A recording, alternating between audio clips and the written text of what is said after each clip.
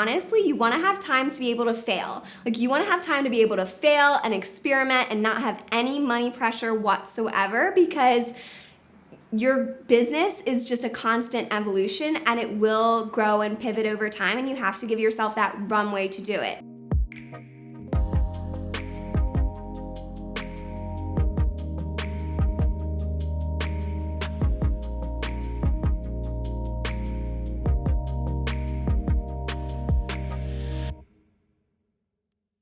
What advice would you give someone going into law school? Whether it's law school or any career that you're interested in, spend time, as much time as you can, getting to know that field. I didn't have anybody in my family who had been a lawyer before. I wanted to become a lawyer because my dad always said it would make him a better entrepreneur. My family's in real estate investment, so I was constantly surrounded by lawyers and really loved seeing them sit down to the table and negotiate. That was my favorite part, but it was a super limited view because I thought that that was all that they did. And 95% of my job as a corporate attorney, I negotiate multi-million and billion-dollar transactions, is staring at a computer. I mean, I don't meet so many of the people that I work with. I have so many Skype or phone conversations. A lot is done over email nowadays, and very little is done in person, particularly with multinational companies. I've closed so many deals with parties all around the world on the phone or via email. So there's a lot that I didn't know going into it. There's also a lot that I didn't know about the commitment. And there's a lot that they say in media about them burning you out and how crazy it is, but I work really hard, so I didn't think too much of it. And it's a different scenario when you're working 12 plus hours a day, every single day, and exhausted.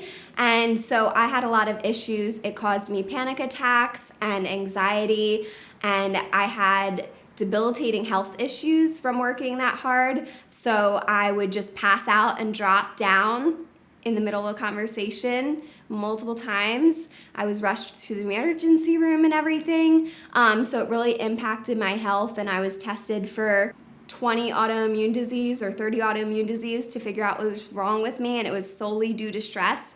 I had to turn off all the notifications on my phone.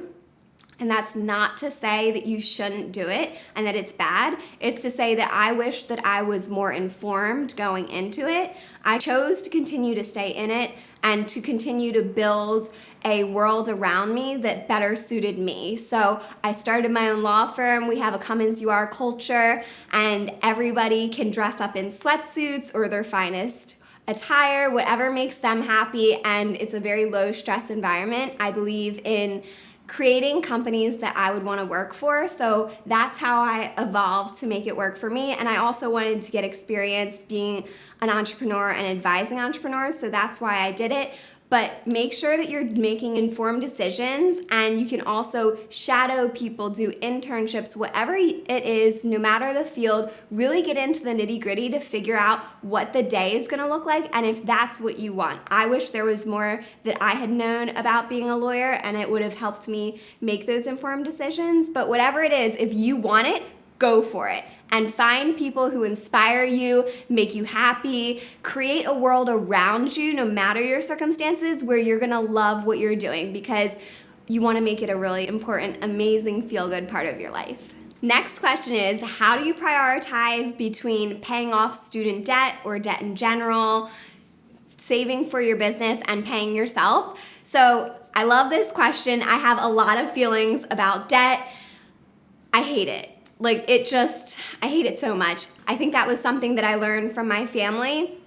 My family pays debt very aggressively, and something that I learned and I really value is to only hold debt on appreciable assets versus depreciable assets. So appreciable assets mean something that increases in value, like your education, a home. Something depreciable, like clothes or your car or something. So I endeavor to not hold any debt on depreciable assets. So I would first recommend paying off your highest interest rate first as your first priority. That's typically credit cards or something like that. and then paying off any depreciable debt. So debt on depreciable assets. And then once you are able to do that, really prioritize on chunking down other loans. So your student loan or your loan for your home and everything, chunk that down. The way that I do that is I put 2 times the loan payment into my bank account every single month and then pay it down in chunks, but you have to tell the bank to pay down the principal only and not put it to anything else. Otherwise, they'll default and just pay your interest down, which doesn't help you at all. So make sure that you instruct them that you do that. And then whenever I have an influx of cash, if I get a bonus or I have a good month or something, I'll take a chunk of that and put it to pay down my debt. And then you could either do it separately or at the same time start saving for your business and start saving for an FU fund is what I was taught. But it's basically a fund that can get you out of hot water, whether that's something personal or something health-wise, or you have to leave a job or you want to start your own business. So make sure that you have 6 months, and I would even mostly advise a year at least, saved in your personal fund as your FU fund.